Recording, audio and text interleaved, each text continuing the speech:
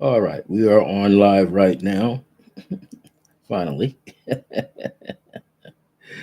this is always such an endeavor to do here to be able to come live and on time. So I'm sorry if I'm a little late, but I am now here and I'm looking forward to offer you a great episode today. It is January the 2nd, as you know, and it's the first episode for this year, but it's also the 190th episode in the past 2+ years that I've been doing this. So I have a very interesting topic. This is clear blue radiance, as you know, and always what is the most important thing is that who I am.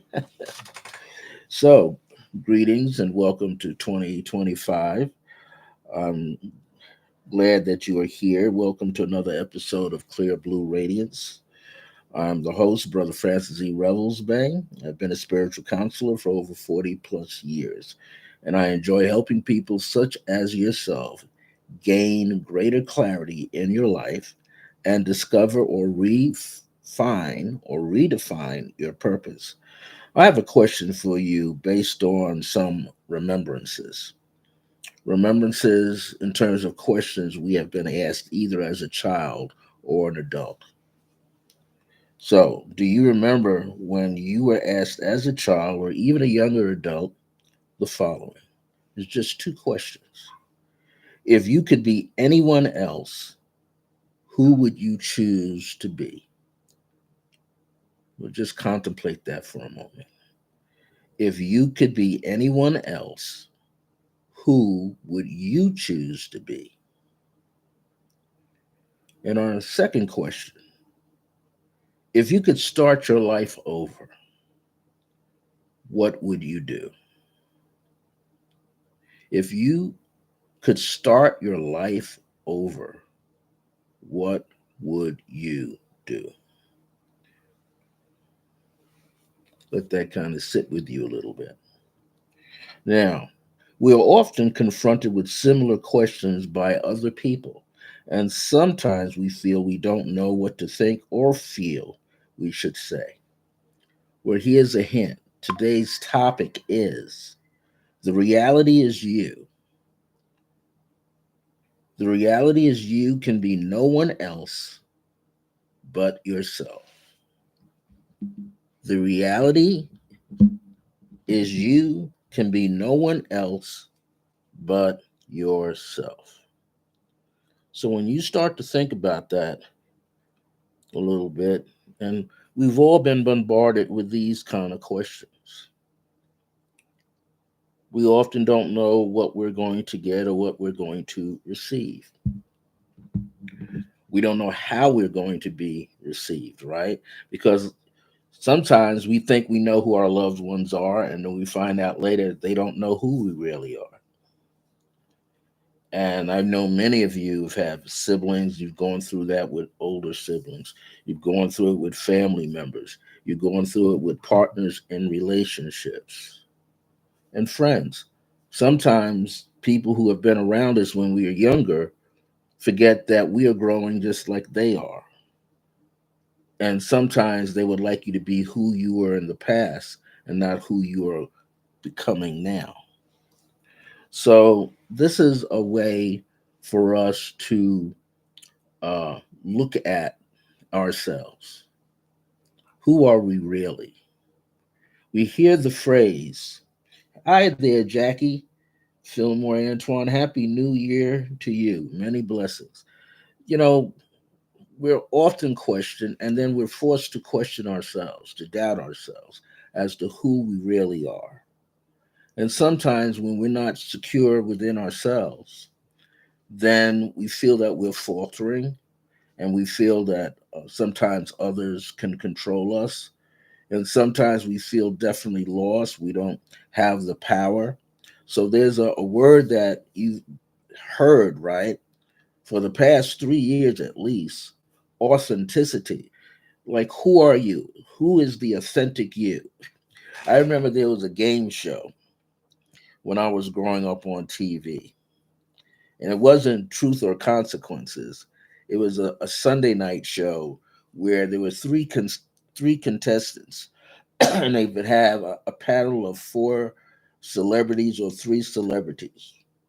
Yeah, three celebrities was the panel, and they've had three people would stand up and state that they're this one particular person with a name, and it could be an astronaut, it could be someone else. The person could say what they did for a living, and each person had to repeat the same thing. And then the panel had to ask questions to try to figure out which one of the three people up there was telling the truth. Well, it's sort of like the same thing nowadays.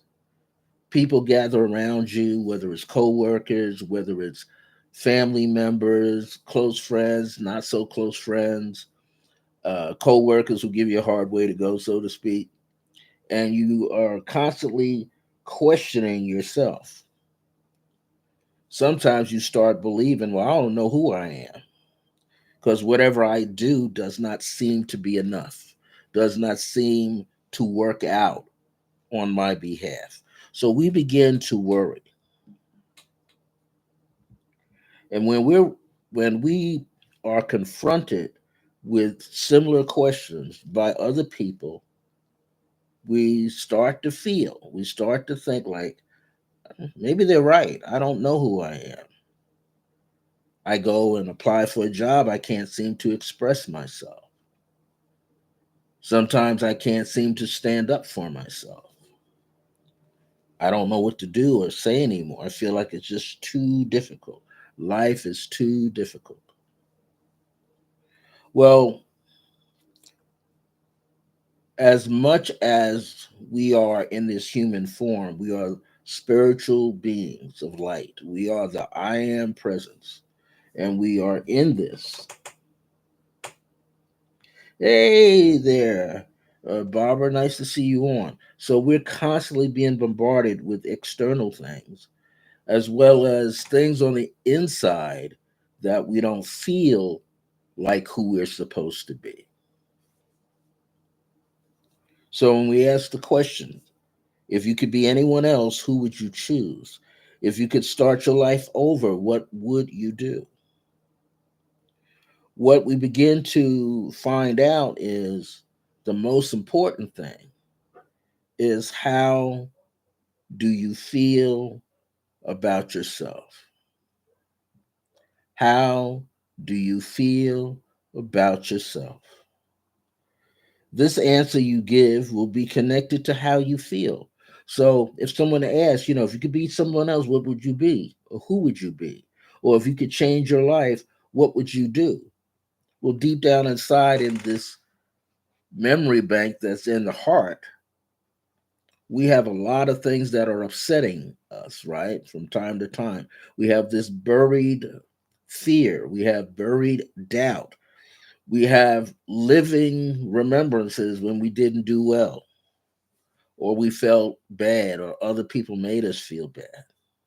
When you have the bullies, right? So it is definitely important to begin to honor yourself. As you honor yourself, you gain self-respect. That strengthens who you are. Also, at the same time, you start to love yourself more. It doesn't matter who you are, you're not in competition with other people. You're starting to love yourself. Because if you don't love yourself, you can't expect anyone else to have respect for you and love you and support you. So, and we all go through it. I could use the thing that I'm astrologically, my sun sign is Pisces. And I used to read books growing up on Pisces, and they would say that Pisces is the dustbin of the zodiac. And I would go like, wow, why would somebody say that? So every Pisces person that picks up the book, they're going to read it and say, well, they're nobody. I've seen astrologers who are certain signs will write highly about their sign and bad about everybody else.